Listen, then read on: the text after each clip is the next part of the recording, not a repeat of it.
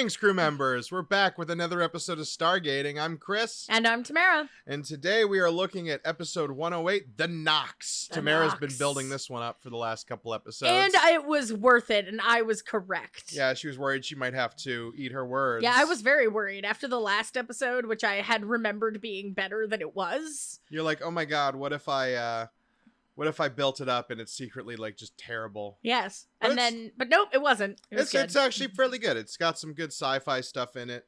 It's got some really neat ideas that it steals from Dune. It's got some themes. Yeah, so we should probably get into it without further ado. This is episode 108. Yes, so Season we start 1, with episode 8, The Nox. We start with the Stargate opening.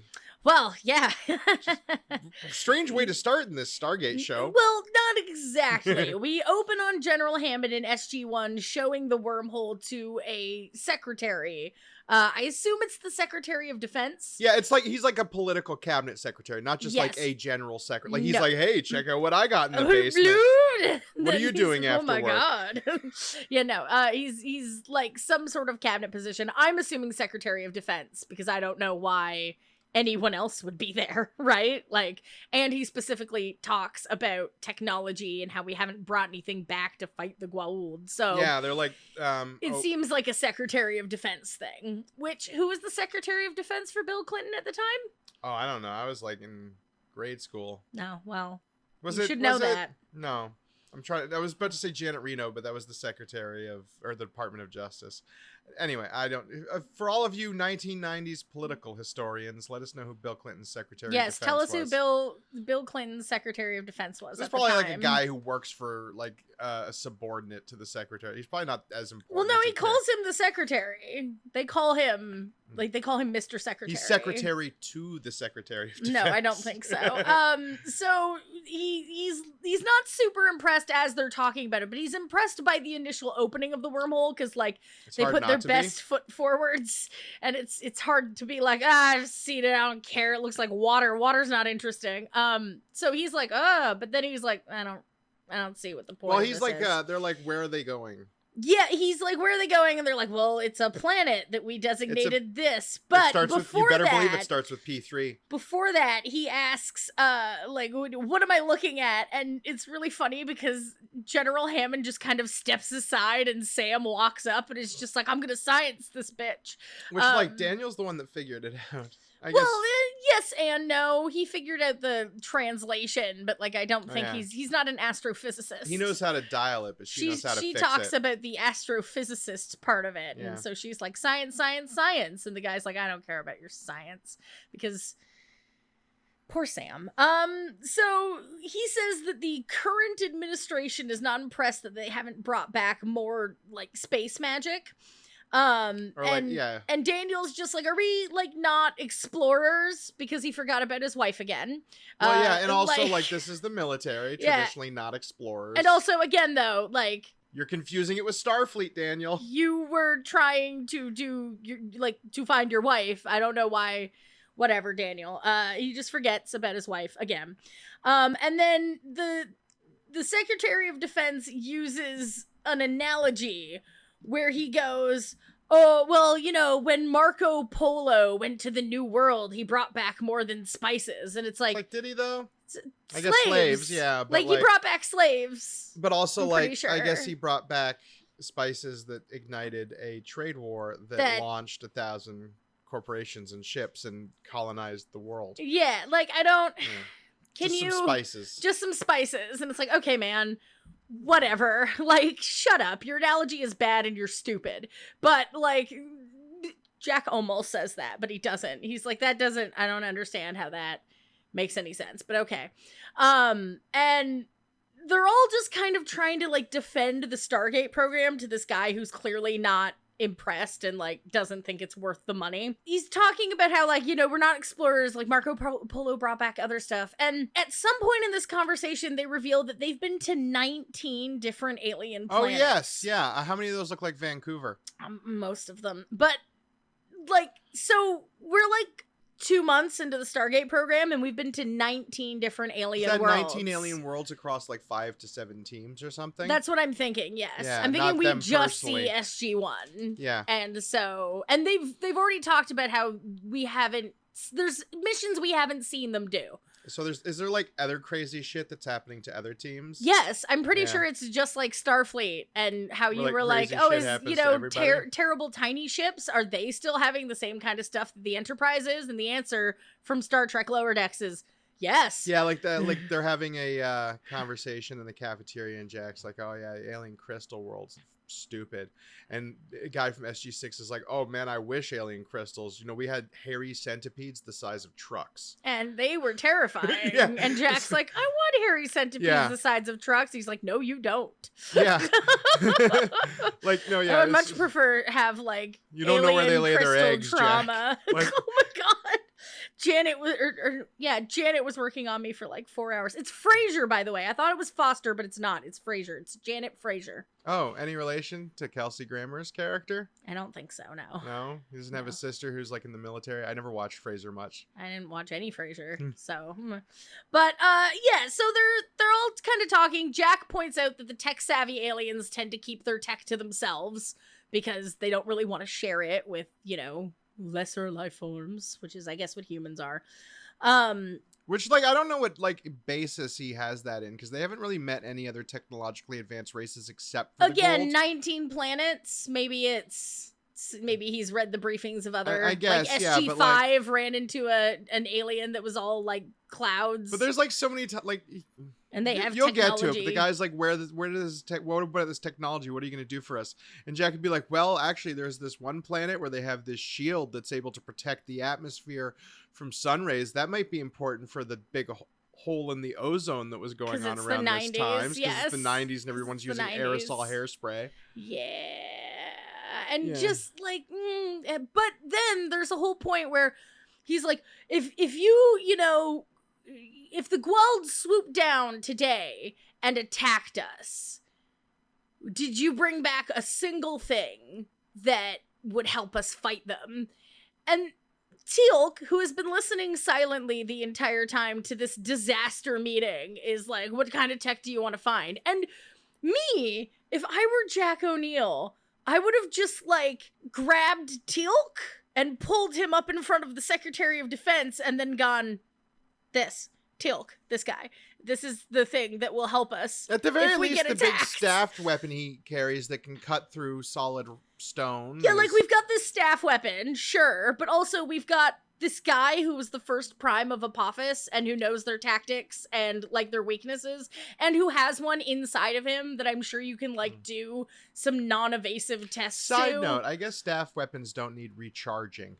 No, not from what I've seen. So there's an infinite power source inside those things. Yeah, so, like, you can do that. Like, wow, way to help the energy crisis. But, like, no, because he's like, anything? Do you have anything that would fight the Goa'uld? And, like, everyone's silent. And then Teal'c, who's like, I've been listening to this. Yeah, we have this crystal. Look into it. It's just him going, why are you such a It'll bother your ex-wife. It'll bother your ex-wife. You know that guy's got an ex-wife. He's like, deal. Personal bribes to keep the SG teams running. Yeah. But he goes, okay, so, like, I'm Teal'c.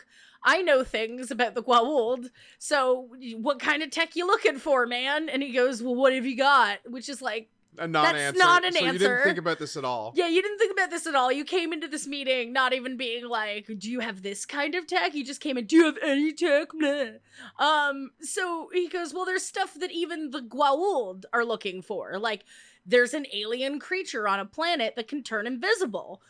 We could go check that out. And then it literally basically cuts immediately to them going to check that out. Like, there's no yes, that's a great idea, or let's do a briefing. This guy's like, invisibility, that'll allow me to spy on so many interns. Oh, no. Again, the Clinton administration. Yeah. So it smash cuts basically to them going to another Vancouver planet. It's got trees, which means it's Vancouver again. And they're kind of in the middle of a field at the time. And they walk out of the Stargate, And Jack comes through, and the rest of the SG team has already walked through, but they are gone. Like, he's like, where are you? Like, guys, where'd you go? Doesn't he, like look 2 feet to the left and they're there? Yes, they basically come, like, running over from, like, 2 feet to the left, and they say they saw movement. And they're like, oh my gosh, did it already, like, show up? We should go see. So they walk over to go see. They go, like, 20 feet away from the Stargate. And then Jack turns around, and he looks...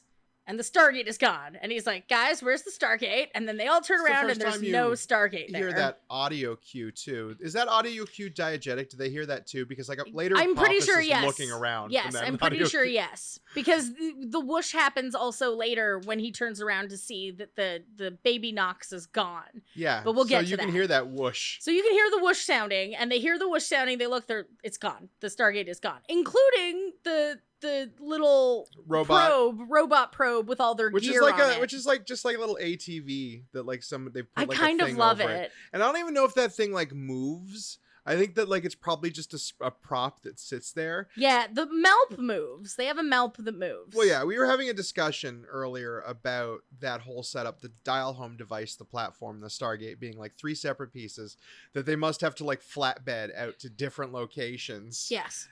Yeah, I wonder how much it and weighs. they're sturdy enough that actors can walk on them safely. Yeah, but presumably not heavy enough that they can't just move it on with like 3 grips. It might be more than 3 grips. It's pretty big, man. Well, it's awkward. It's round. You need a fourth for leverage. You need a fourth one for this one side. For the leverage, yeah. Mostly for leverage. That's the guy who's like not really doing that much work to lift it, but is really just there to balance it. He's the steerer. That's the sweet spot in lifting a heavy thing. Okay, that's good. I'm glad that we've talked extensively now about how much effort it takes to move the Stargate. Yeah. Can I go back to the recap? Of course. Cool. So cool story, bro. I try. By the way, Teal'c earlier did say that this planet was unpopulated. So the Goa'uld have been there, and there's no one on it, and it's just there's a Stargate there, and there's this weird Endless invisible Vancouver alien. Woods, yes. So they're like, okay, so intro happens. Dun, dun, dun, dun, dun, dun, dun, dun, dun, dun, dun, Which dun. like I was thinking about the slow turn Jack does to camera and then zoom in on his eye to the Stargate and how awkward it is. And like, I think they keep that around. And I think they keep that exact shot until he's replaced with the other guy. I think so too. And then it's a real how dare you stood where he stood situation. Yes. How dare you just make this show Farscape? Yeah. Anyway, I'm sure we'll get to that eventually. That's not what I think, okay? Yeah. I don't think that. I've watched a fair chunk of Farscape, and it's very clearly different. And I don't think that they just turned Stargate SG-1 into Farscape. Yeah. Maybe people will be mad at me now for that. So anyway, the intro happens. They're like, okay, let's do a grid pattern search. He sends Teal'c and Sam off by themselves, and he takes Daniel, which is, it's nice. They do a little bit of splitting up the groups in a different way. You don't get a whole lot of it, but you do get it, and it's nice because it shows that it's not just Jack and Teal'c and Sam and Daniel, because those are usually the pairings. So it was nice to see. They go off, they find it. Daniel spots it kind of shimmering, and you can like hear the it. Predator. It's very loud. Oh, it sounds like one of those little gyrocopters. Yeah, it's just like sounds like a little tiny mini helicopter. Yeah, is what it it's sounds like the least stealthy thing possible.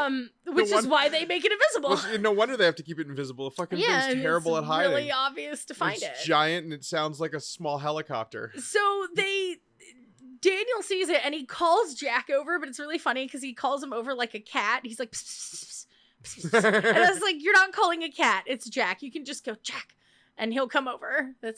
He's a person, not a cat. Or he takes his walkie-talkie out and he's like, we have these, you infant. Yeah, they go over, they see it, and they're crouching down in the brush and they're going to hit it with the tranq dart when a staff blast comes out of nowhere and almost from like the hits bottom it. up.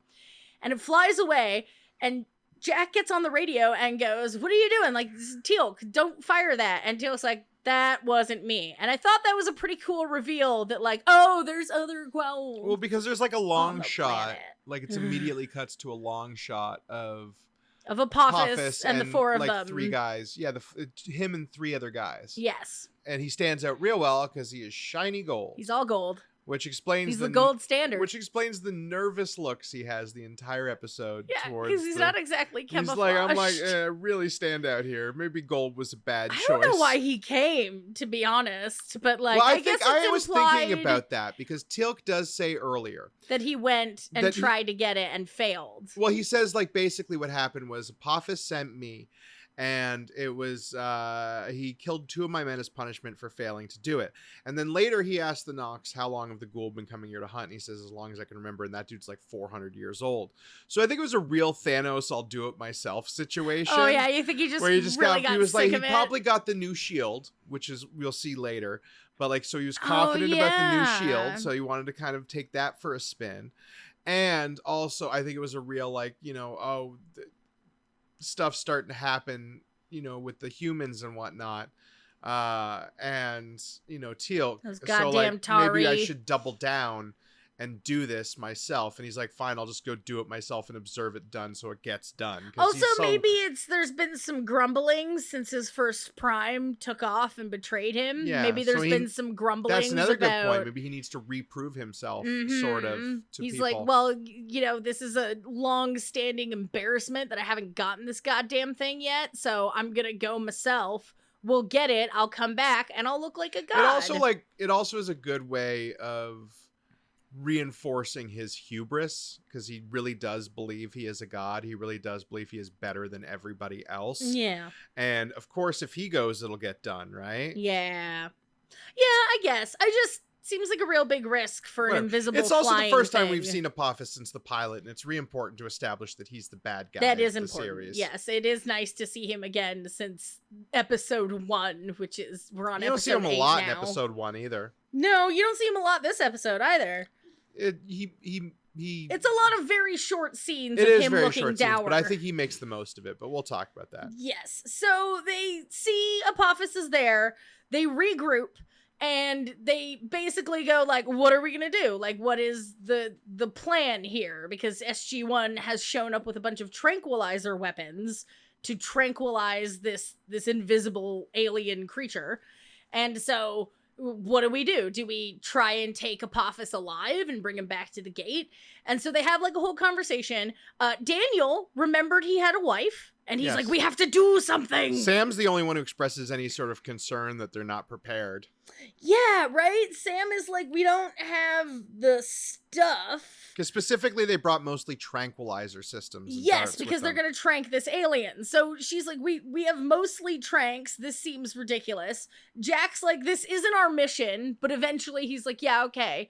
Because Teal'c says, well, we have the element of surprise.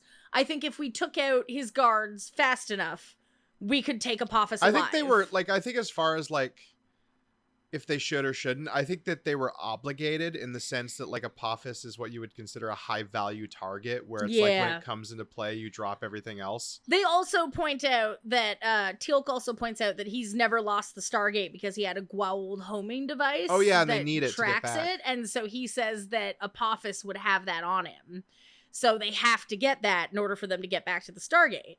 So, like, even just that is kind of reason enough to have to go after Apophis, because otherwise, how do I get home? You don't know that aliens are disappearing the Stargate, because, spoiler alert, aliens are disappearing the Stargate. Mm-hmm. So they're like, yeah, we're gonna have to go and do this ambush. They set up an ambush. It is terrible. To be fair, it's a good location because they have an elevated position on the right, but they do a terrible job. Yeah, they fail immediately. They fail almost immediately. First, the Jaffa, because he's like, we have to take them out quickly, right?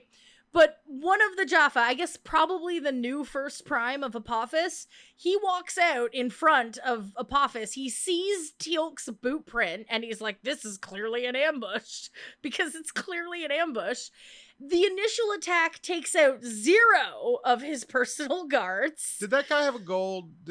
Shackle is his name. Does he have a gold symbol on his head? I'm pretty sure he has a gold symbol on his head. So that would mean he's probably like first prime, he's first right? prime. Yeah. But then I thought that the other guy...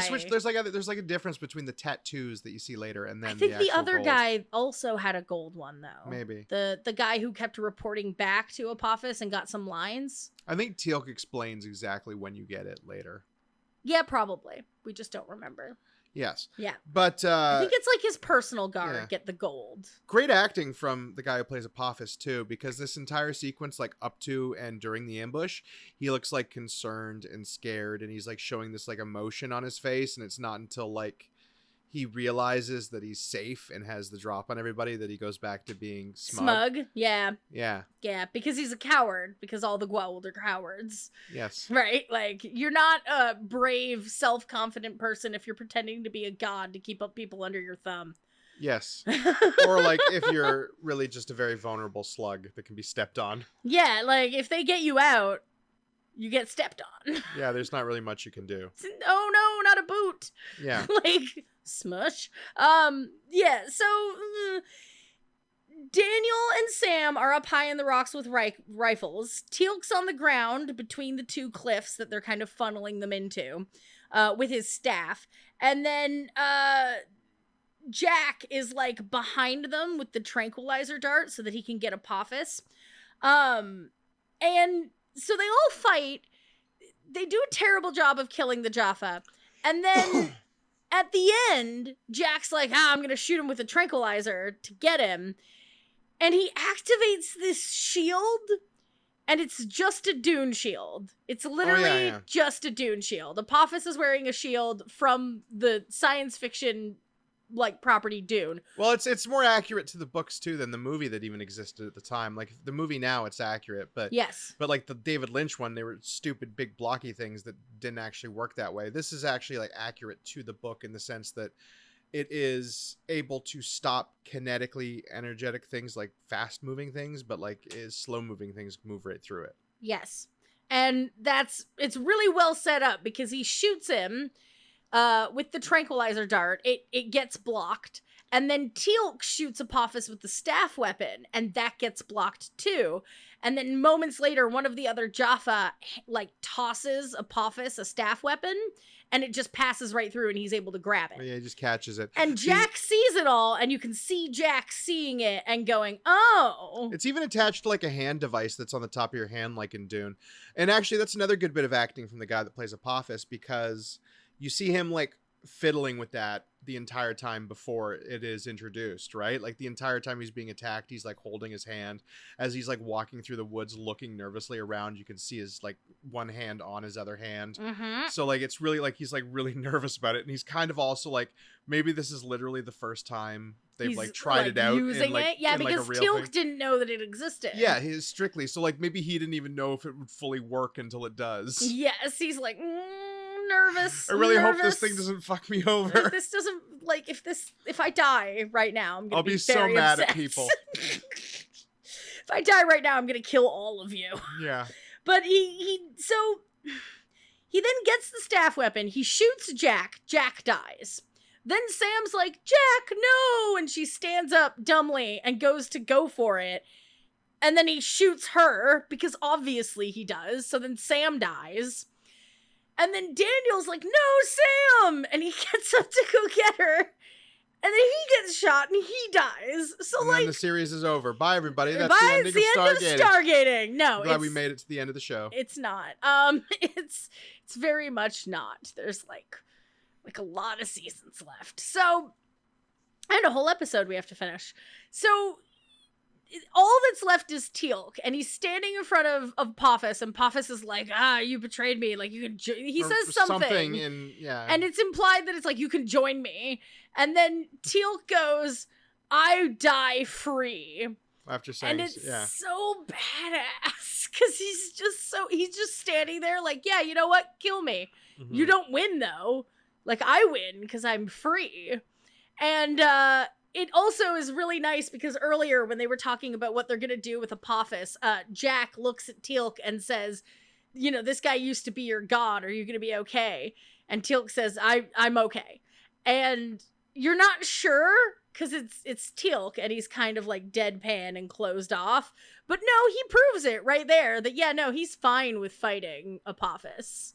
He's not worried about it. Well, yeah, no. And, man, there's like some pyrotechnics on the SG members when they get shot. It looks like they really like they lit up some like something that sparks and smokes right on their bodies, because they're not even like it didn't even look like clear stunt doubles. It looked like it was actually them. So like whatever they were using for that, I think you've seen it used on like random extras and stuff before, but like damn, those staff weapons can blow you apart. Oh yeah, 100%. Well, there's a reason why it cuts through rock. Cuts through rock in a perfect circle. Yes, in a perfect circle. Yes. And then he goes to shoot him. Apophis's reaction to Teal'c going "I die free" is great, by the way. He's like, like it's a face that says like, I respect it, but I'm still gonna kill you. Yeah. Right? And it's really well done. It goes back to you saying that Apophis's actor is actually pretty good, considering. Yeah, he's trying to actually do stuff even though the script isn't there for him. Like the script, I could just see like you know what I would like see as like Ball later in the series, or even like Anubis, where they just went to darker and more evil bad guys who are more unapologetically evil and more like mustache twirly. And I think that kind of makes Apophis stand out in these early seasons, because I don't feel like he's mustache twirly. I believe that like he is this god emperor like figure who's also just as scared, nervous, and uninformed about things, as we'll learn. Yes. Yeah. That fucking guy. Yeah, I like his acting in this, and I think it gives him more character. I think he does a good job in this episode, and he actually like does some stuff, even if maybe he wasn't written to do some stuff. Yeah, like I don't think that his. Well, I think they're just playing him as Raw 2.0, right? The writers are just giving him as Raw 2.0, but he's trying to bring something a little more to it. But that's fine, because most people haven't seen Raw. Yeah. So like it's kind of fine. Yeah. So then he looks away for a brief second, kind of like to like revel in the fact that he's killed SG-1. He looks at the bodies, and then he hears a whoosh sound, and he looks back to where Teal'c is, and Teal'c is gone. And then there's like 3 more whooshes. Yeah, every time they turn his head, all the bodies disappear. It's like whoosh, whoosh, whoosh. It's and a he's little like, Naked Gun. Where's the body? Where'd the body go? Like they're all gone. And he is not pleased. And then we have a commercial break. 'Cause what? Well, you used to have commercials. Remember those? Yeah. We don't get those anymore. Yeah. So Daniel comes to in a wooden house, and it's covered in leaves and vines, and he's like on the ground. Yeah, he comes to in Miracle Max's because he was only mostly dead, and as we all know, mostly dead means slightly alive. No, he was dead. They were dead. They say they were dead. They say specifically they felt themselves die. Yes, they say they felt themselves die, and then he's really weird about waking the others up, and they're all kind of weird about it because he walks over to Sam. It's some weird acting choices, and he holds his hand over her mouth, and then I kind of get, because like I wouldn't want to touch my friend's dead body right after they died. I'd be like, So he holds his hand over her mouth to see if she's breathing. She clearly is. And then he leans over and like touches her tummy, because that's where she got shot, and it's perfectly fine. It's unblemished. They all are. And then she wakes up and she's like, "Oh, what are you doing?" And I would be like, "I am reporting Daniel Jackson to HR when we get back, because I think don't it's touch fair me." enough. No, I think it's still fair enough to check for the big gaping wound that you saw someone get. Okay, but like you can hold her shoulder and shake her a little and wake her up, and then. But no, it's how they choose to wake up Jack that's the really real problem. Weird. Like I can forgive the Daniel thing, because one, like you're checking for her breath, and two, like wow, she was shot. Like where is this wound? I swear she was shot. She was shot after him, right? Or before him? Before him, because so remember Jack got shot so first. So he saw her get shot there. So yes. like that's fair. But like it's when they just start touching Jack's face. He touches his hair. He puts like his hand on Jack's head, like on his hair. Wake up, sleepy boy! It's time for school. What are you doing, you weirdo? That's a weird choice. Take his shoulder and shake him. Like, why are you touching his hair? And then Sam just pokes his back, and it's like, guys. You're both alive, so do you still have a wound here? Poke. Too. Right? But yeah, their skin's completely unblemished. They're fully healed. They're not dead. They existentially kind of horrifically say that they remember dying. Yes, which it's like, what's that like? Please elaborate. Daniel's like is like heaven. I thought heaven would be more upscale, and Sam's like, I don't think this is heaven. So it's like, okay, both of you are Catholic. Yeah, Got Sam's it. like, you wouldn't be here. Wow. Ouch. But also, So far, kind of fair. Daniel really does just be like, just let him rape the person. It's fine. Yeah. Like, it's part of their culture. I'm surprised he doesn't, like, offer it to the Nox. So thus starts the SG-1 death count. So Sam has died once, Jack has died once, Daniel has died once, and Teal'c hasn't died. Daniel died twice because he died in the movie when he got shot by Apophis. I'm only counting the television show. Okay, yeah. I'm fair. counting If you count the television movie, show. He's died twice. Yes. If you count the movie, he's died twice, but we're not counting the movie. We're just counting the television show. He died once so far. Mm-hmm. He'll die a lot more later. He dies a lot. So that is our SG-1 death count. So far, everybody but Teal'c has died at least once. They have 0 weapons. They have no idea where Teal'c is. Teal'c is not there with them. And then as they're kind of talking and figuring out what just happened and did we die? The Nox show up. And I'm so happy to see their moss heads. It's so great. It's like the girl first, right? Both the girl and the old man walk in. So it's Old Nox and Lady Nox, as I will be calling them. I have, I had something for this. Oh, you did? Yeah. Oh, yeah, here it is. Yeah, Old Nox, Hot Nox, Quark Nox, and Kid Nox. I don't think Hot Nox is fair. Old Nox is pretty attractive. And he's 423 or 32. He looks good for his age, he looks I guess. Good. He puts off the same vibes as the one alien from Men in Black 3 that can see into the future. He does, yes. He does. Yeah, played by the guy from Boardwalk Empire. Yeah, yes, that guy. He does put off those vibes. So the Nox show up. It's an older gentleman and a lady Nox. And they've got like flower moss hair, and they're wearing like what looks like natural fibers in their clothing.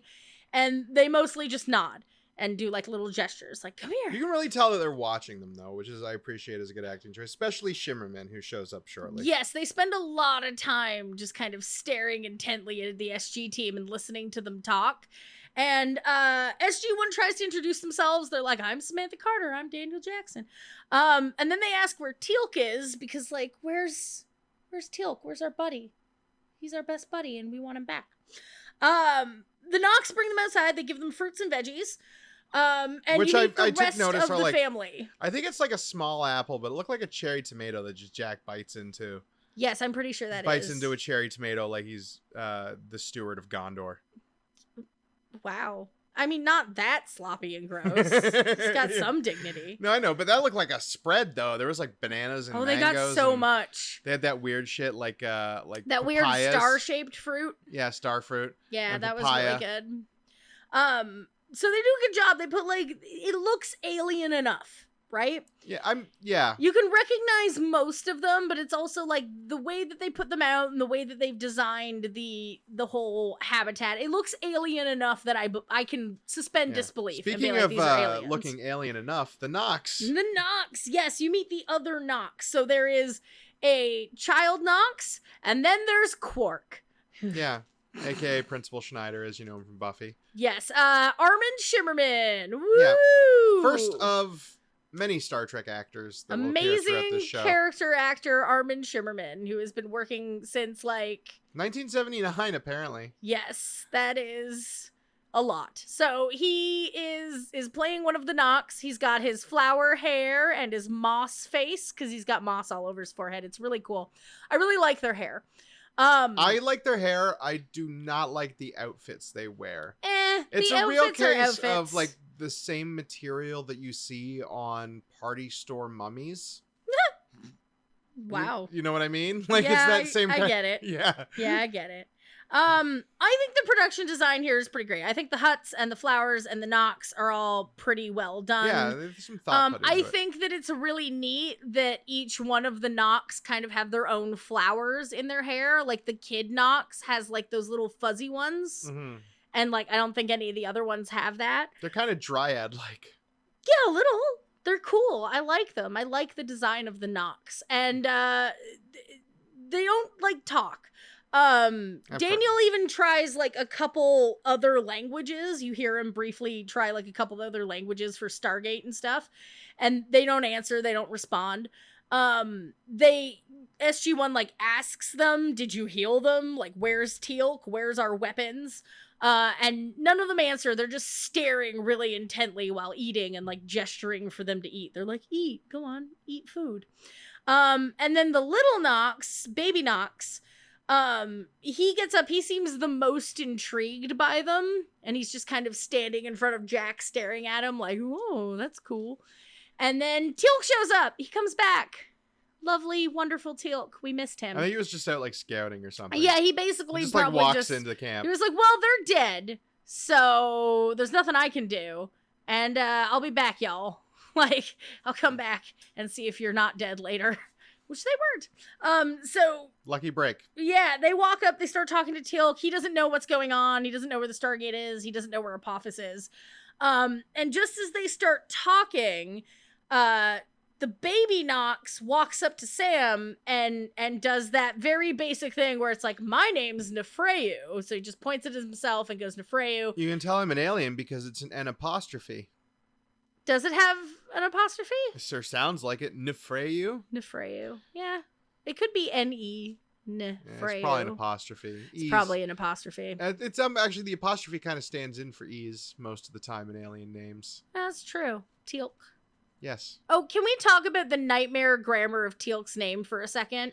Oh, yes. You had a tangent about this because you were trying to figure out how to write something that belongs to Teal'c. Yeah.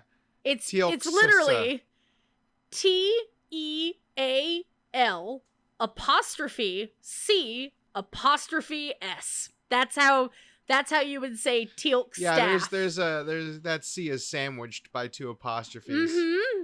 It's a nightmare. It's a devil's three-way of apostrophes. It looks terrible and I hate it, but it's also proper grammar. Yes. Yeah, because he's Teal'c. So Teal'c. Teal'c is. Teal'c apostrophe S. Yeah. Teal'c is. It's the worst. I hate it. Yeah, I wonder if that was like the scriptwriter trying to figure that one out. Oh man, I can only imagine some of the nightmare grammar that's on those pages. Gwauld's. Yeah. Gwauld also has an apostrophe in it. Eventually, like somebody's reading the script and they're like, wait, am I missing something here? Why are we suddenly fighting Elliot Gould? Is he guesting this episode? That's amazing. That would be really good. That would be a good pull for Stargate. Yeah. So they're intrigued, but they're not like, they're pretty distant from SG-1 and they're kind of not really engaging much. Apophis, meanwhile, is looking for them since they all vanished. It's a very, very quick cut to him being upset. He's like, I killed them all. Teal'c was standing before me and I was gonna get him back for his betrayal, blah. And then it literally cuts right back. And it's a lot of really quick cuts to Apophis and what Apophis is doing. And I kind of wish we had spent a little bit more time with him since this is the first time he's been back since, like, the pilot. This is like, I think the first time in the episode we get a really nice close-up on his face. And I was like, wow, your eyeshadow is on point. That Isn't liner, it? That eyeliner looks great. Not great. The penciled-in eyebrows. Yeah, no. That's a bad choice. That's a bad choice. I get it. I get the look. Nah. Yeah, nah. Scale back on that. That because it's got like. I think he has eyebrows later. Yeah, I think so. But the eyeliner has like that double wing thing going on. That's very Egyptian. It looks great. It's very cool. Yeah. I think his whole look is good. Did that actor have to get his eyebrows shaved off? Remember when we pointed at his boots? Oh yeah, because you got like a long shot where you see his boots, and they're like thigh highs. They're thigh high boots. If you put a pair of fishnets under those, and then that skirt, they look like a big pair of like old wrestling boots because they got like that knee pad thing. Yeah, but just change his current leggings to fishnets, they're kinky boots. TM. He'd look great. Gold fishnets. Yeah, those. When they wrote kinky boots, that's what they were talking about. Those specific gold boots. Yeah, they're talking about Apophis. Even though I guess Stargate wasn't out yet. So yeah, he's looking for them. He's very upset, and he's like, "We will find Teal'c. We will find SG-1." Blah. Well, I know he's like, Teal'c was right there, ready to accept the punishment for his betrayal. Oh yeah, he was ready. He was like, "No, good. I'm dying free," but like I'm still dying. It was good. I liked it. And then they cut back to the Knox, and so presumably some time has passed, and Daniel says that he's asked about the gate. They don't respond much, only then to be immediately proven wrong by the Knox when Quark Knox goes, "We'll take you to your doorway." Oh yeah, he's like, and they're like, "Oh, you speak English?" Yeah, and he goes, "It took us time to learn your speech," and Sam points out, "Not a lot of time," and this is the first moment where you should be going... Sam even points that out? I thought it was just like they leave it on... Yeah, she literally says, "Not much time." From like the time you woke up, like 10 minutes of just staring at your lips. Yeah, just watching you talk and going, "Okay, yes, all right." Which Armin Shimerian does a good job of that leading up to that moment, because you can really he's really selling that he's like studying their talk. Because he's like following them everywhere they go, and he's specifically like focusing on their faces. You can really tell. You can see him just staring intently at them. Yeah, what a dedicated actor. He's so good. Put in that much work while wearing that bodysuit. I mean, maybe it was really comfortable. It wasn't comfortable. It has feet. When I saw it, like at the end of the episode, you get a full shot of him, and it's got booties, pajamas. It's got footies, it's got foot. Because I was kind of expecting it to trail off into a robe, but no. And then when like I saw his feet, I was like, oh no, it just has footies. It doesn't trail off into a robe. That would have been much more dignified. Oh no, Armin Shimerian acting really intensely while wearing footy pajamas what if he has to with pee? moss on his face. Yeah. It probably zips up in the back, eh? I didn't pay attention to where it zips up. It's like up. Quark got to wear shoes. Got to wear shoes. He's probably got shoes on underneath the footies. Yeah. Because he's in this forest the whole time. Yeah, no, when I noticed they were footy pajamas, I was like, oh no. That's painful. So he's like, yeah, we'll take them to the doorway. Sam points out it didn't take a lot of time. And here is the first point where if I'm Daniel Jackson, I'm like, oh, okay, these guys are super advanced. Because, one, they learned English in, like, a couple hours. And two, we were dead earlier, remember? Yeah, everybody we were forgets dead. that part. we died. Daniel keeps asking him about, like, their medicine. Yes, he keeps asking about their medicine, but it's like, man, there's no medicine to cure death.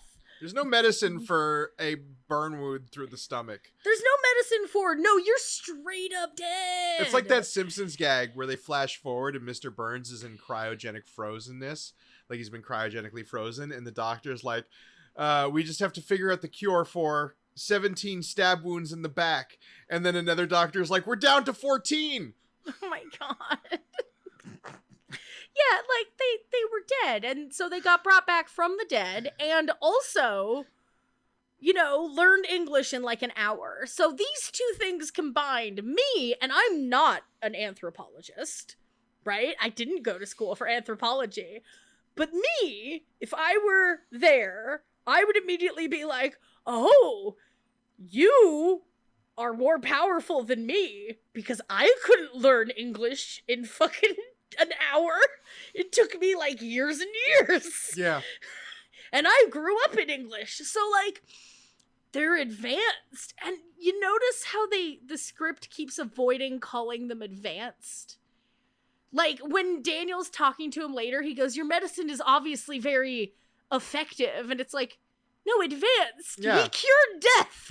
And if it's not medicine, it's straight up magic. Because they just do magic. Space magic.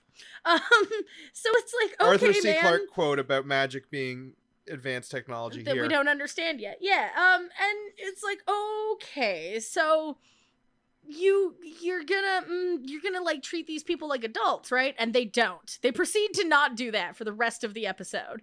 No. They're like, oh, they're bad guys, right? They're bad people, and you took our weapons, because they say, we took your weapons, they're gone. And he's like, okay, well, they're bad people, and they're gonna come and get you. And when they're explaining that the Goa'uld are bad people, they say they're a parasitic race that use life for their own purposes, and they're bad. They're really bad. And it's like, that is not the scope of what the Goa'uld are. The Goa'uld are a parasitic alien species that takes you over, removes you from your loved ones and the people that you care about, uses your body without your input to do its will and speak its words, while subjugating you on the inside and taking your entire race hostage. Oh, and also genocide, slavery. They install themselves as gods. They pretend that they are people's worshipped, like chosen worshipping creatures. Yeah, no, and then they walk around like they're infallible. It's not hard to explain. And also, like, I'm pretty sure the Nox already know about how bad the Goa'uld are. Considering that the Goa'uld have been coming to hunt for this thing for like 432 years And as we'll learn least. that the Nox are part of like the 4 ancient races that like ruled. We don't know that yet. I know we don't know that yet. But like it's I guess the writer didn't know that yet. But yeah. The writer didn't know that yet. But like I don't understand why you wouldn't explain it to them like that, where it's like, yeah, they take your loved ones and then they kill them or they enslave them. I guess it's just like a culmination of the fact that every other indigenous people they've run into have been just like a bunch of uneducated, primitive peoples that like that is were true. easily duped into believing that the dude from Iowa with a pistol was a god. They did just give up explaining the fact that the cavemen people weren't cursed. It was a disease to the Bronze Age people. They were just like, we can just remove the curse. Yeah, or they just gave up. Or like the whole race of cave-dwelling people that believed that the dad from Boy Meets World was a god. Was a god, yeah, because he had a gun and... Because he had a gun, basically. Yeah, he had a gun, and he talked real good. And he came through the Stargate, so he must be a god. Yeah, I guess, like, that might be it, but I don't know. I feel like you should take that shit on a case-by-case basis, especially if you have an anthropologist Well, I think they do. I think with they you. will now. Yeah, now they will. They've learned their lesson. So he goes, okay, we're gonna protect you. We're gonna help you. Because you took us in, you saved us, and now you're in danger because the Goa'uld are gonna be like, what the hell happened? He even brings up the Dune shield to Teal'c, and Teal'c's like, I did not know about that. He's real like, touchy about it. Yeah, but Jack's like immediately like, no, it's okay, Teal'c. I believe you. Yeah, which is nice. It's really like, nice. He's like, you would have, like, there's no reason Teal'c would lie about that. Yeah, they're, and they bring up, the Nox bring up, like, we want you to go. We want you to leave. We'll take you back to your doorway and you can go. But SG-1's like, no, we need to stay and protect you because it's not, like, fair that you helped us and now the Goa'uld are gonna come and try and wipe you out.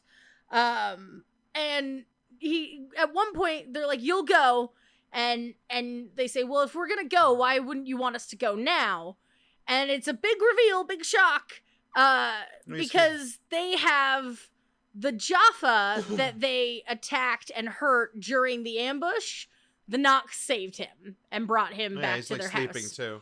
Apparently he resisted their attempts to heal him, but the symbiote, because the symbiote is amazing, is healing him up, and he's gonna be okay. Also explains how Teal'c is able to just shrug off a stab wound later. Yeah, well, Teal'c's also a badass. Yes. Teal'c is Worf done correctly. He is. That's, like, kind of amazing. TNG Worf done correctly. Okay, I haven't seen DS9 Worf, so I can't comment on DS9 Worf yet. We're working our way through TNG, and I gotta tell you, in TNG, he's not that impressive. No. He just gets knocked over, and then people talk about how great he is, and then he gets knocked over again to show how powerful the enemy is. Or he's like a big old wet blanket to other Klingons. Oh my god, he's such a wet blanket to other Klingons. Other Klingons are like, let's party and drink, and he's like, the honor, though, and they're like, there's honor in partying and drinking. Worf's kind of low-key like the dad from The Witch. Where he's just like, you're all not Puritan enough to be Puritans. You're not. And they're all just like rolling their eyes and exiling him to the woods. But yeah, so the Nox show off this Jaffa whose name is Shackle. We will find out. SG-1 explains again badly that Teal'c is different from this Jaffa because they're like, well, can't you convince him to join you? And Teal'c tries. Teal'c it's a good foreshadowing of the effort. eventual like full Jaffa rebellion that we get. Yes, it is nice. But they're like, well, why don't you get him to join you? And they're like, I don't think that's gonna work. And it's like, well, why don't you explain to them why it might not work? He believes they're gods. He worships them. He doesn't want to, like, he thinks that they have a divine ability to punish him. So he probably won't join us because he's, scared. Yeah, I think that, like, They do a really bad job. And that's kind of my biggest problem with this episode, is that SG-1 infantilizes the Nox, even though all of the evidence kind of screams, these people are very powerful, and if you just use your words, they might listen. I think for an episode that features a lot of invisibility, the theme of the episode relies around not being able to see what you need to see, or like being blind to what you need to see. Because like the guy at the start is blind to the fact that the Stargate program offers more, even long term, than just bringing back some trinkets and technology. And like Jack is blind to the fact that the Nox are advanced, well, or all capable of SG-1 is. Yeah, they're blind to the fact that they're capable of defending themselves, or staying safe from the Goa'uld. The Nox are sort of blind to the fact that SG-1 does not have harmful intentions, or like they think that SG-1 is like. I think it's a distinct they don't trust problem. SG-1. I think it's more that they're blind to the fact that SG-1 is doing this out of concern for them. Yeah. It seems like Quark Nox thinks that they are... It seems like Quark Nox thinks that they are doing this maliciously and for their own gain. Or they're trying to trick them, right? Yes, whereas we know SG-1, and we know that they genuinely want to help the Nox. Which, by the way, this is also the point where we find out that they're called the Nox. Yeah. Because he says, their ways are different than yours. And then Quark goes, they don't know the Nox. And they're like, oh, is that you? Are you the Nox? Which is something that the Nox say. Even the little kid says later about, like, I would strive to understand my enemy. Yes. And, like, I think that's, like, again, kind of, it shows, like, it's not a heavy theme, and it's not terribly woven in well, but it shows that, like, they're at least thinking about theming this episode around the concept of invisibility, around not being able to see or understand the other people. And you can tell, too, that Jack is just getting more and more frustrated with them, because he's like, well, like, where are your leaders? Just, like, tell me where your leaders are so I can talk to them. Because he thinks that, like, these people don't have the ability to understand them. He's like, maybe there's smarter ones out there, is kind of the implication. He's also, to be fair, the Nox are a little... They're just spacey. Yeah. He had a whole conversation with a crystal last episode. That's true. That crystal sucked. That crystal sucked, and he had a whole conversation with it. Go back to our last episode to hear about how that crystal sucked. Where he still treated that crystal like it was a person. Well, it's because it looked like him. And then his son. What a weird episode. It's a weird episode, yes. So they're like, okay, we want to find the invisible thing. That's why we came here. Yeah. And they go, can't just keep a hero for you're talking about the Fennery. And they give it a name. They finally tell you what the big floaty invisible thing is. By the way, if you're making paella, a little trick, just sprinkle a little Fennery on top. It's great, adds a nice spice. And then that's when Jack is just like, okay, where's your leaders? Show me where your leaders are. And he just brings old Nox over, like Quark Nox brings old Nox over. Where's your elders? And he goes, this is one of the oldest among us. He's one of the oldest among us. And he's like, and he's just doing his spacey old man thing. He's like, oh, I'm looking at the flowers. And like, kind of like... You want to taste some tree sap with me? Yes, he does ask Daniel like if he straight wants from the some tree. tree It's sap. highly hallucinogenic. He should have taken it when he had the chance.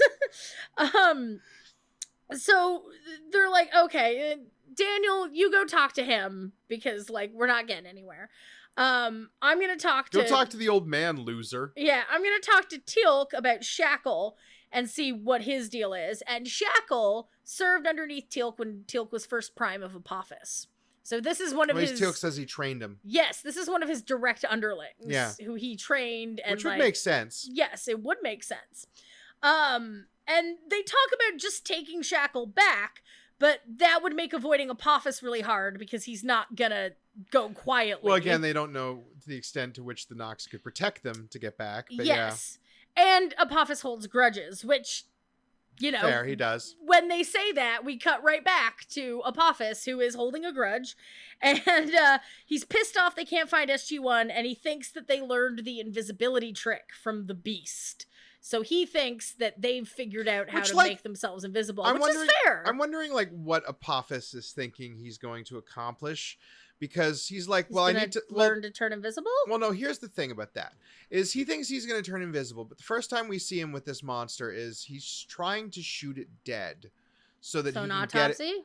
Yeah, but is he gonna like pull a gland out and be like, the invisibility gland, and then like, I don't know. Probably what he thinks. Yeah. Yeah, it's not well thought out. No.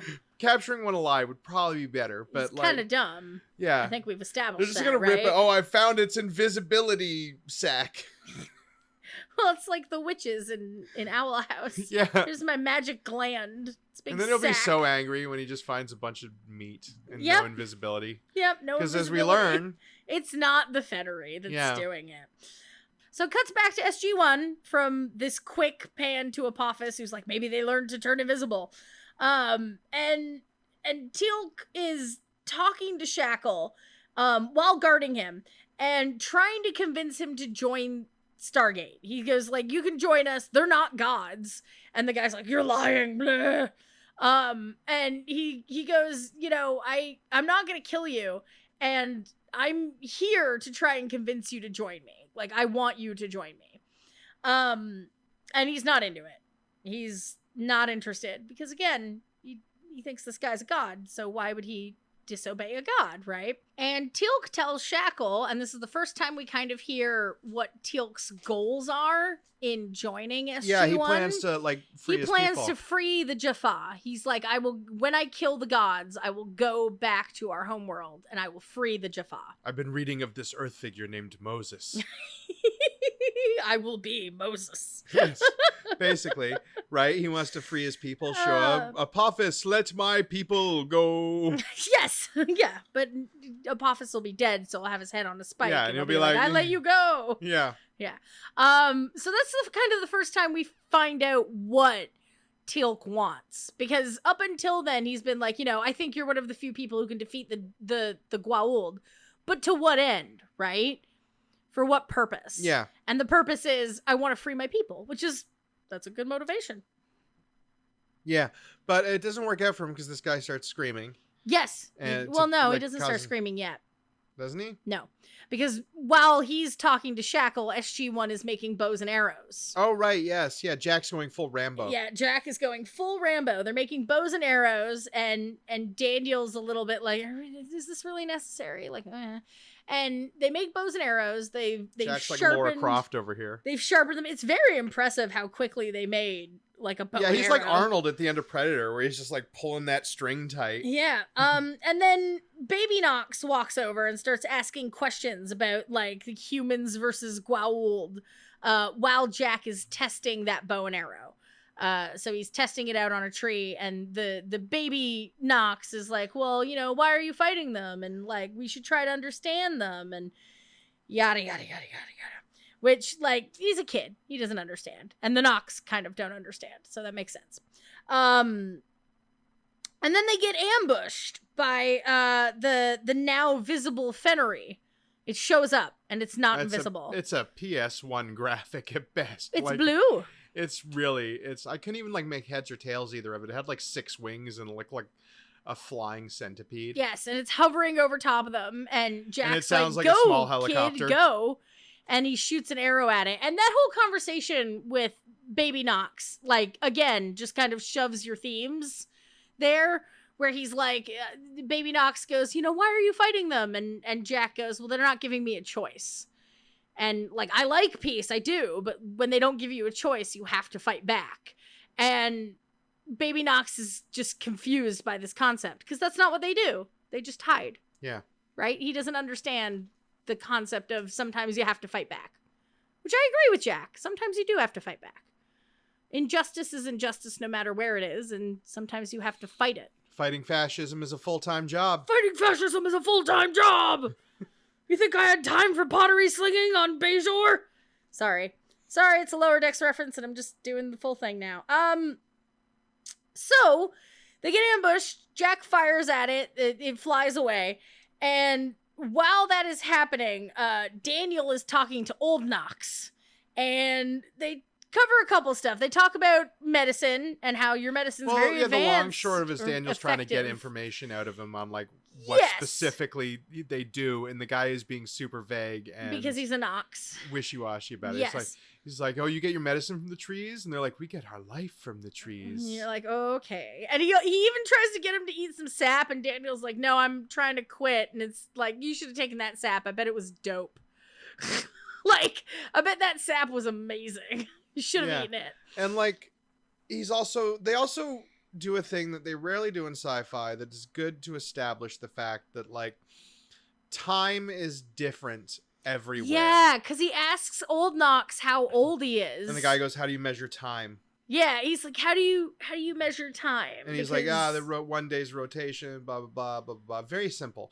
But like, it's something that like a lot of people don't do where like, they're like, especially in like Star Trek and stuff, where they're like, how old are you? And they're like, I am 47 years old.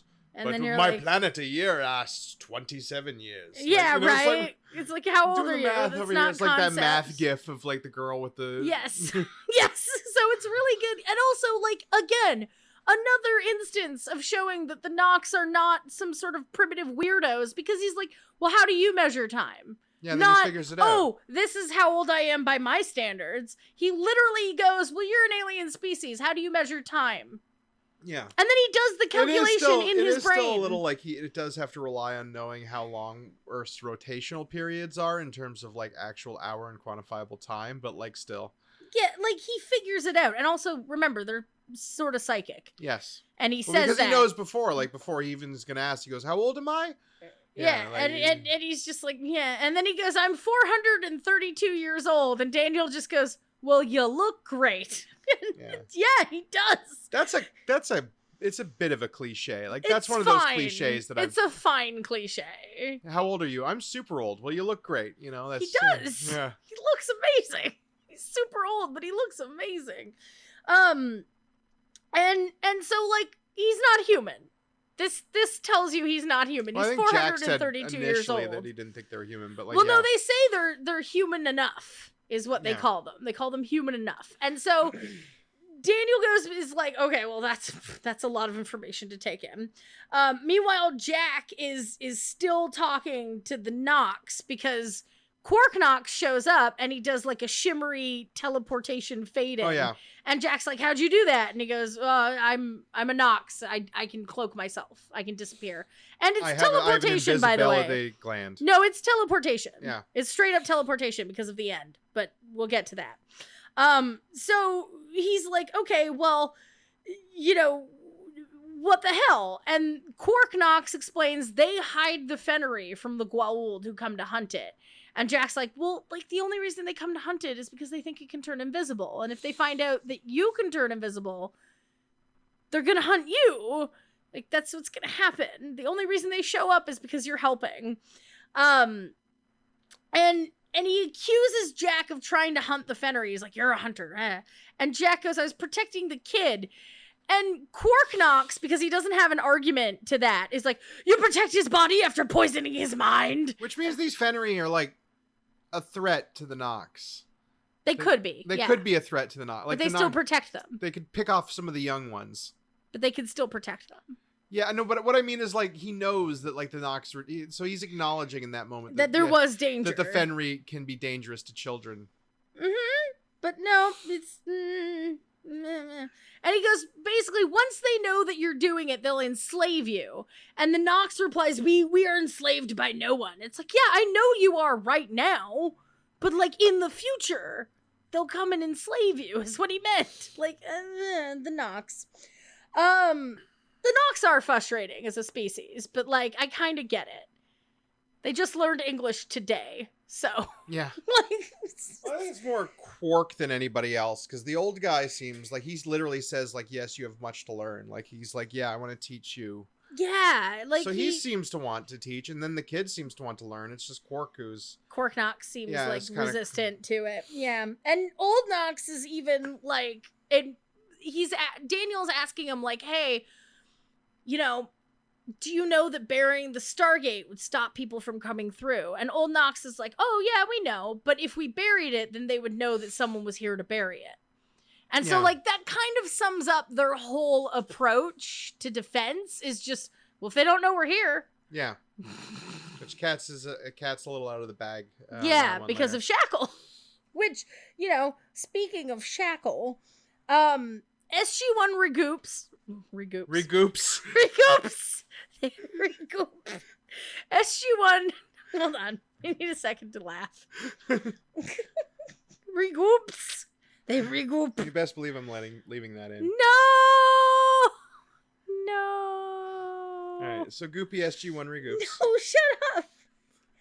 SG-1 regroups, and they're like, LOL, they're not human. So we found that out. And Jack tells the rest of the group, yeah, we're also here for nothing because they're the ones who can cloak, not the Fennery.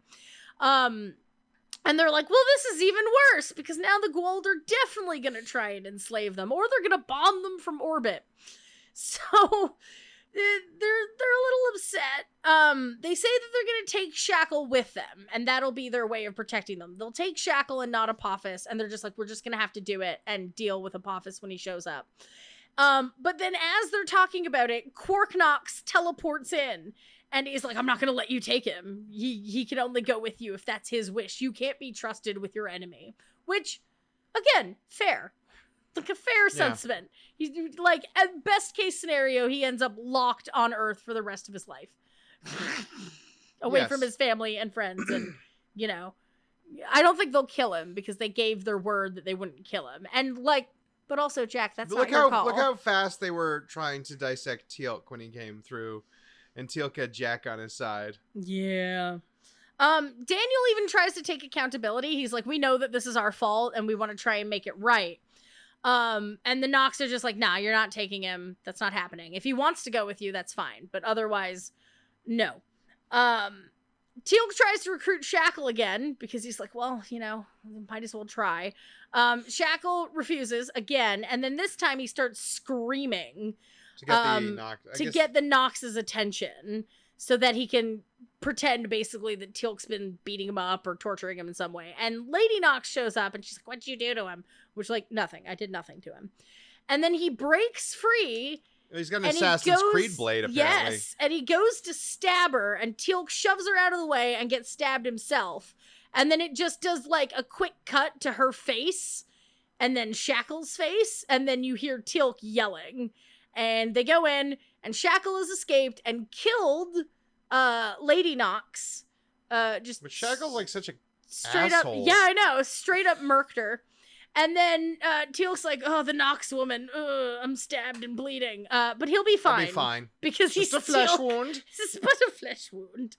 And it doesn't. It's not great that she's dead. Quick cut of Shackle just saying "fuck that plant." Yes, he runs up a hill and he's like running up a hill while he's escaping, and there's just a plant that's hanging over, and he just slashes it with his Assassin's Creed blade, and it looks really dumb because like the plant wasn't in his way, so it's not like he was trying to clear. Yeah, he's just like, fuck this I hate plant. all living things. Fuck this, fuck that. I'm mad, and you just kind of have to laugh because it looks the only thing I love dumb. is God worms. Right? Like, it looks really dumb. So the Nox just vanished. Nobody knows where they went. And they're like, is Teal'c gonna be okay? And Teal'c's gonna be fine. Don't worry about Teal'c. And then they see the Nox kind of fading in and out of existence while performing some kind of ritual over Lady Nox. So it's Child Nox, Old Nox, and Quark Nox. Are all doing this weird hand ritual. They do. They pour a little salt. Well, they pour a little salt on the other one later. And you can see them fading in and out, like weirdly, while they're doing this ritual to clearly bring her back to life. Yeah. And then under the boutique bridal flower arch. The flower arch. Yeah. It's very nice. 20 tricks to spice up your wedding. It's a well-done flower arch. They birthed her. So they're visible, and Shackle is also there and also sees them. He's spying from the He's from snooping. The woods. He's being a sneaky yes, sneak. I see you in your invisibility. And then he does like a weird little smile and leaves. He's not a great actor. No, this guy's not a good actor. He's not Apophis. He's not great. Sorry, guy. I don't mean to hurt your feelings or anything. That man went on to be Dwayne "The Rock" Johnson. Unlikely. So this is how they saved SG-1. This is how they brought. Yeah. Did they have to do that for each individual person, or did they line them up head to toe? No, 100% they did it for each individual person. That's tiring. Yeah, which, like, that's nice. You think they started with Jack because he was the oldest dead? And then they went by order of how long they'd been dead? Maybe they started with the easiest one first, which would be Daniel. I don't know, because there is a time limit, because later on they do say... Oh, right, yeah, he says, like, oh, why don't we bring them to the others? And he's like, well, it would take too long. So they probably started with Jack, because he died first, and then went... Which, by the way, Armin Shimerian and that old dude are carrying O'Neill, Carter, and Daniel. They teleported them, man. They have the that's ability true. to teleport. Guess, yeah. Just like wave your hand, teleport. Yeah, exactly. Like, you don't have to do carry. Physical labor. You don't have to carry them. Physical labor is for younger species. Yeah, right? Like, yeah, let the fucking Tari do some physical labor. I'm fine not doing that. Quark Knox admits that this is how they saved SG-1, because she comes back to life, and that they're unable to cloak while doing it. And Teal'c points out that's a weakness. And he's like, yeah, but like we're cloaked again, so it's not a big... The other Nox go into the hut because I guess she needs to recover from being dead. Yeah. She was dead. So Teal'c tracks Shackle's footprints and they realize, okay, they're headed in this direction. They start heading that way. And then Child Nox, Baby Nox, shows up and is like, well, you know, what I would like to meet a Goa'uld. Like, I've never met one before. And Jack just goes... Why do you never take me fishing, Dad? Yeah, right. And Jack just goes like, no, go home. Go find the rest of the Nox. Don't follow us. Go. And so the kid disappears with another whoosh. Night crawlers away. There's another whoosh, and he disappears. And then Shackle and the other Jaffa reunite while Jack and Teal'c are watching. And Shackle tells them all about the Nox and how they can bring people back to life and how they are cloaked and all that stuff. They shoot around this guy's acting by having him say in the alien language at a distance what's happening while Teal'c, the actual actor, translates. Yes, while Teal'c translates for them. He's doing a lot of hand gesturing, this guy. Yeah, a lot of hands. A lot of pointing back and then pointing forward. Yeah. So they go back, they report to Quark Knox what's happening, that like they're coming and they're gonna come for you, and he's like, we're cloaked, so it's not a problem. Which, man, I get it, you're cloaked, but like you should still be worried. Well, your houses aren't. I think ultimately SG-1 is effective in buying them enough time. They are at the end, but you know, Quark Knox is just not worried until old Knox asks where baby Knox is. Yeah, he asks in the weirdest way, because he does that thing that's very stagey where he's like, has anyone seen Nefreu? And then he just stops and looks off to the middle distance, and then they all stop and look in the same direction. Well, they are psychic. I know, but it is kind of funny because I just like picturing the comedy shot of like Jack just like looking at them and then like kind of like trying to swing his head over to look at what direction they're looking. Yeah. It's like, what are you looking at? Like that joke when someone's staring at the camera and then someone comes in off camera to be like, what are you looking at?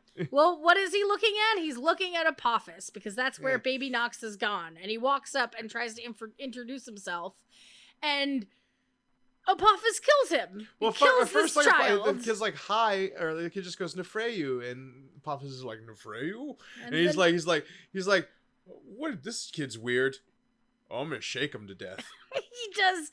He holds up the ribbon device on his hand, and he's gonna shake him to death. Machine. Which means that this kid died in terrible pain, by the way. Because that's the thing that, like, they use to torture you to get information until you die. Well, yeah. I mean, I don't know if it has, like, a setting for, like, instant kill. I don't think it does, and I don't think Apophis gives a fuck if it does.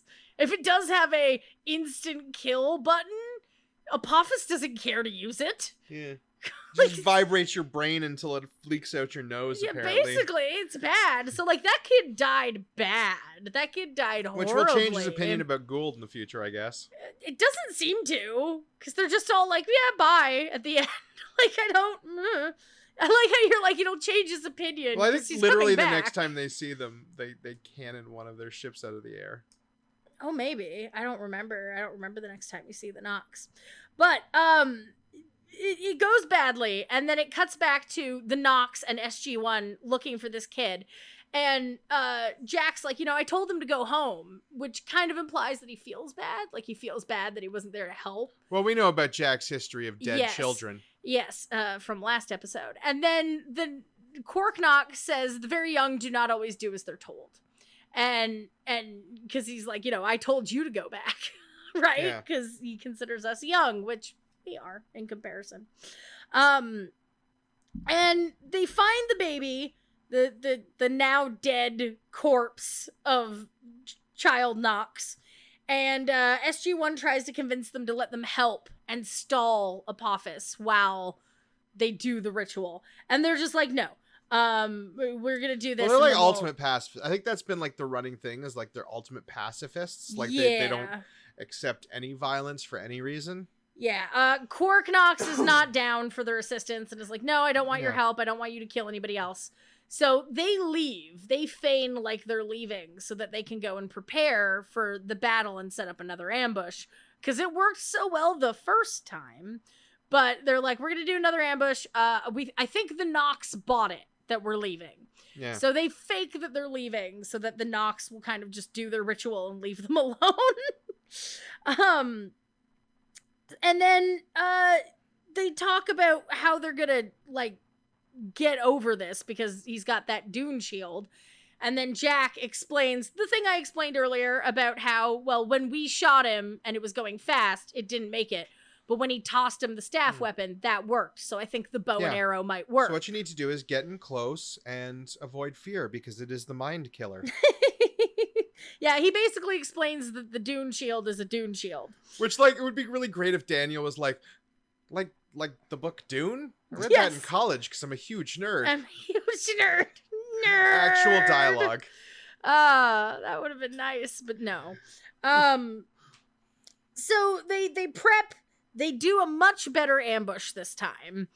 They hide underneath a bunch of leaves, and Jack is in the back with the bow and arrow.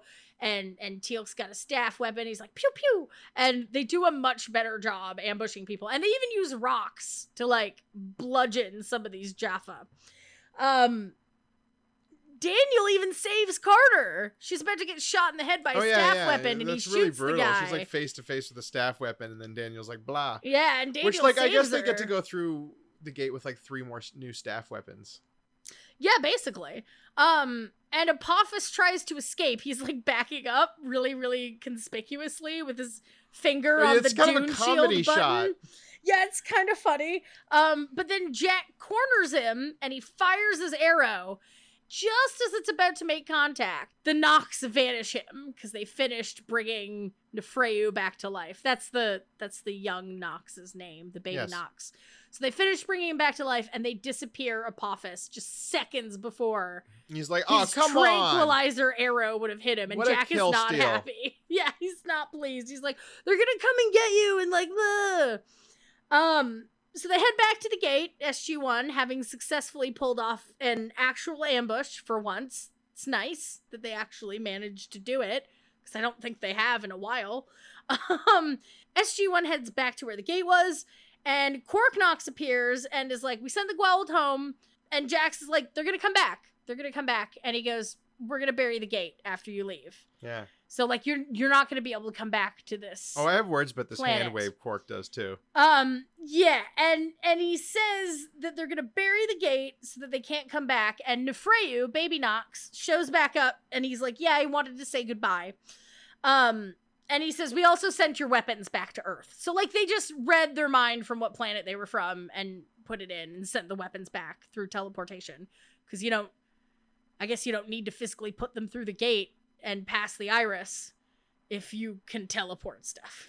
Well, no, I think they must have turned the gate on and then put in the codes and then just sent their weapons back and then. Well, I picture like the all these weapons just flopping onto the metal ramp. Yeah. And everybody just being like, what? What? Where's SG-1? The Stargate ate our team and spat back their weapons. Like, yeah, that's not good. Like, you would clearly be like, okay, we're dialing the gate to. I guess they couldn't because probably the Nox. Because it's disappeared.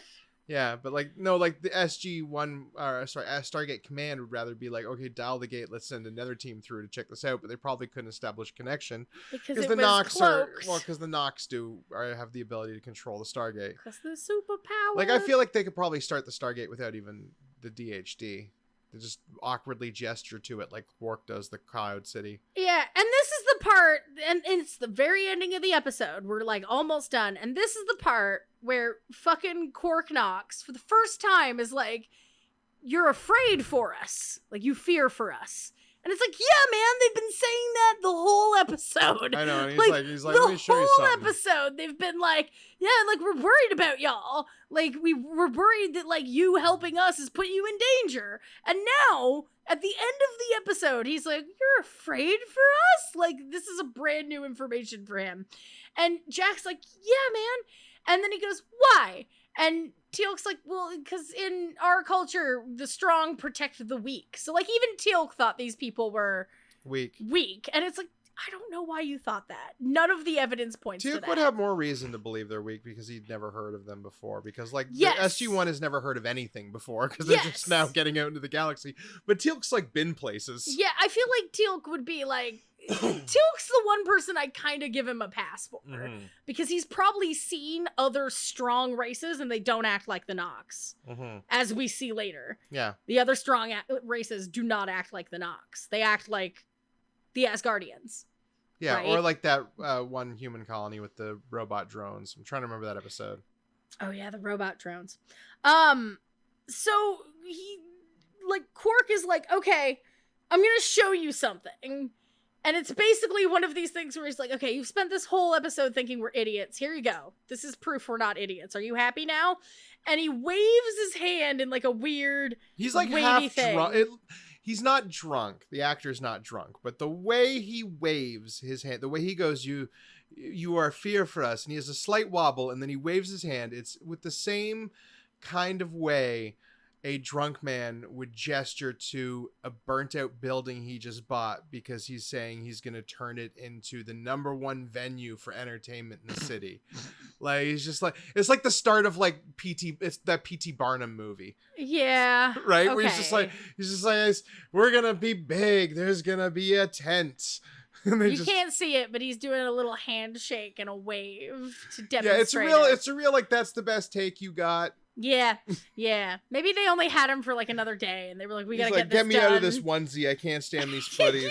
There's so much moss That's on when my you face. see the footies, by the way, when they have the shot of the city in the Footie distance. Pajamas. Yeah. And so he waves his hand, and he reveals they have a flying sky city. It's just a city. He's like, don't worry about us. We're fine. It's flying in the air. It's a sky city. It's blue. It's cloaked. It's fully invisible. Yeah. And then they're all, like, SG-1's standing there like, oh, shit, okay. They're actually... Like, why aren't you up there right now? I guess you guys are all on vacation. This is like a family vacation. I think that what it is that most of them live in the Sky City, and that Quark Nox and his family are kind of the people who protect the gate. Is it? Oh, I guess. I think that's kind of what it is. Or I thought it was like he was like either like they were on vacation and this was just like their outing, or two, it was like a thing where like, okay, I have my little kid that we're training now, or like educating. No, I think and, like, he's got some kind of like, I think that he's like their the park family ranger. is considered, like Guardians of the Fenry. Yeah, he's the or park something, ranger, right? Right? Like, I think that they have he has like... to spend 12 hours a day in a fire watch tower. Except he lives there. Yeah. And it's fine because he doesn't care. Because he's a fucking Nox. They don't care. They're like, yeah, we'll live in the forest. It's fine. We'll live in the Sky City. It's Tree fine. sap is delicious. Have you tried it? And then the Nox peace out. They're like, we're gonna disappear. They've already activated the gate and brought it back. And SG-1 just kind of bemoans the fact that they fucked it up. Yeah, they have an actual, like, what did we learn here moment. Yes, where not like the Crystal episode where there's a real, like, they should have been like, what did we learn here? What did we learn here? I don't know. But like, this is like an actual, crystals. Like, oh, we infantilize these people and now we can never come back, even though they are the one people who could help us with the Gould. You know? And we fucked it up. They done fucked up. Yeah, they're like, they're way more advanced than anything the Gould has. Like, Teal'c says that. He goes, cue the South Park Stan music as he says, like, oh, you know, I learned something today. Yes, and that is the end of the episode, with them just bemoaning, like, oh, we fucked this up, and we can never come back now because they're gonna bury the gate after we leave. Maybe we shouldn't have infantilized them so much. Yeah. End of episode. So, first Chris, good episode since Enemy Within. Well, that's pretty and good. Definitely the first good episode of, like, the Stargate format. Oh yeah. Like I really like this episode. I like that Daniel gets to do some stuff because he gets to talk to the old Nox and find out more about them. I like that we saw Apophis again, and Apophis's actor is really trying hard to make Apophis like a thing. I liked the Nox. I love the Nox so much. I'm so pleased that the Nox showed up. Yeah, I really feel like the script too this time around had all those little things that it felt like it was written by someone who had actually like read science fiction. There was a couple stuff that it's like, okay, this seems a little ham-fisted. Like, I think that SG-1 infantilized them a lot, like way more than they've infantilized that's like any service other race. To the theme of the episode. Okay, but even with the cavemen race, they tried to explain to them that it wasn't a curse, and they gave up, but like they tried still. It doesn't even feel like SG-1 tried. The two things they said was they'll enslave you, and they're a parasitic race that like uses life for their own ends. They didn't explain like how. They didn't explain like, you know, they steal people's family members and leave them alone. They didn't explain that there's full-blown mind control and that they've installed themselves as gods. Like, there are so many other things you can tell the Nox that would drive your point home, and they say none of them. Yeah. To serve the plot. That. But overall, I think that like it had a lot of those like sci-fi ideas. Like I said, the Dune shield was one. The idea of this like this animal that they're all hunting to, it kind of feels like the old school sci-fi books, like the basic premises of, you know, invisible, this species too. I think that the script was finally like, the writing is finally starting to match the production and the potential of the show. Yes. I really liked how well designed the platform looked that the Stargate was on. I thought that looked great. It looked like it had been there a long time. There was moss and like plants growing up around it. Yeah, good set design. I thought that looked amazing. Set dressing. And so like some stuff is definitely starting to come together. Some stuff not quite so much. Like again, Sam didn't really do much except for smile at a kid and have a lot of shots like with her hands on the kid's shoulders and stuff. Yeah, if this episode was anybody's, I think it was Teal'c's. I don't know. It still doesn't feel like it was fully a Teal'c episode. Well, it didn't really feel like it was an episode about any of the members of SG-1, but I think like out of everybody, Teal'c got the most to do. Well, that's a good question. Who was the MVP of this episode? Was it Teal'c? Well, like, how do you, like, MVP in terms of, like... Most valuable player. Who like, did the most and was the most important to the plot? Well, ruling out Apophis, I would probably say... I'd probably say Jack, because he has the most conversations that are kind of at the heart of the themes and the stories, and, like, he kind of drives, by nature of him being the leader of SG-1, kind of drives the team's actions throughout the episode. He's also very infantilizing to them. Yes. Like, both him and Daniel are not... Yeah, I think he's the one that learns the biggest lesson at the end of the episode. Yeah, where he's like, you know, they could have taken care of themselves, and we could have come back and talked to them and hung out. But, like, Teal'c got some stuff to do. Like, I think he's really learned that, like, there's a long road to freeing his people. Yeah, he's got a runner-up position in MVP. Yeah. All right, so let's rate it. What do you rate episode 8 of season 1, The Nox? I'd probably put it just under Enemy Within in terms of... What did you rate Enemy Within? I think 4.5. Or a 4. Yeah, 4.5 out of 5 or a 4 out of 5. Either way, I would probably give this one a 4 out of 5, equal to or just under Enemy Within. I think it's got good sci-fi writing. It's got good sci-fi concepts. You can see the acting that people are trying to do through some of these lines, especially the guy who plays Apophis. And I do remember him getting much more to do later on. Mm-hmm. And I think that that's them realizing that they have an actor behind that scowl. Yeah. But, you know, it's a very dour man. Yeah. But I think that, 4 out of 5 would be appropriate. I am going to say the same one. I think it's a 4 out of 5. The highlights for me is I love the Nox. I love the Nox's whole deal. I love their flower hair. I love the, like, how they introduce them, not as, like, a whole race of super powerful beings, but just as, like, 4 people. Like, it's 4 people, and they brought, like, 3 people back from the dead, and then another one back from the dead, and then another one. So 6 people total in the course of this episode they brought back from the dead. And I really like that Daniel got to do some actual anthropology and, like, diplomacy stuff, because that's Daniel's role. I like that he remembered he had a missing wife. It was nice again. that he remembered for a moment that he had a missing wife that had been kidnapped by the Goa'uld. That was refreshing, even though he forgot earlier when he was talking about the fact that he was an explorer. I really enjoy Teal'c throughout the whole episode. I think that he got a lot to do, and we finally learned like what his overall motivation is, which is I'm gonna save my people. I'm gonna free them from slavery. He's gonna go all the way with it. Yeah, he doesn't have small ambitions. He has big ambitions. He's like, I'm coming back with a big gun, motherfucker. Watch out.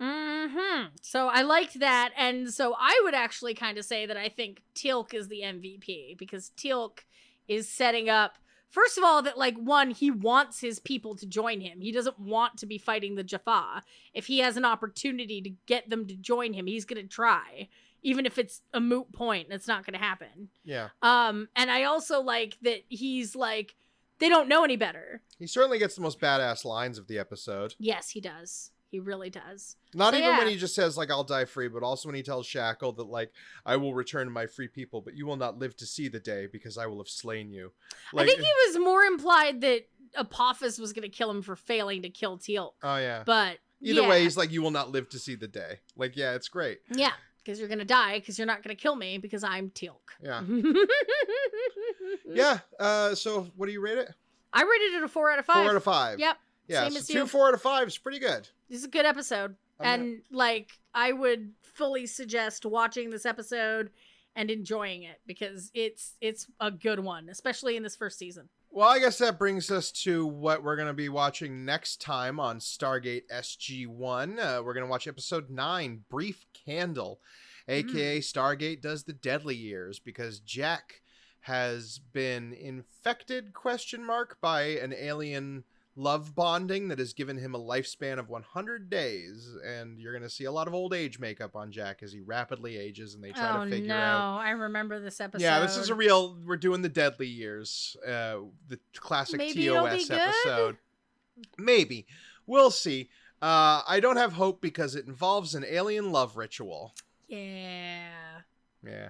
Those don't usually work out well in terms of like consent and stuff. But tune in next time on Stargating for Brief Candle. I have been Chris. And I'm Tamara. Stay safe and be who you are. Bye. Bye.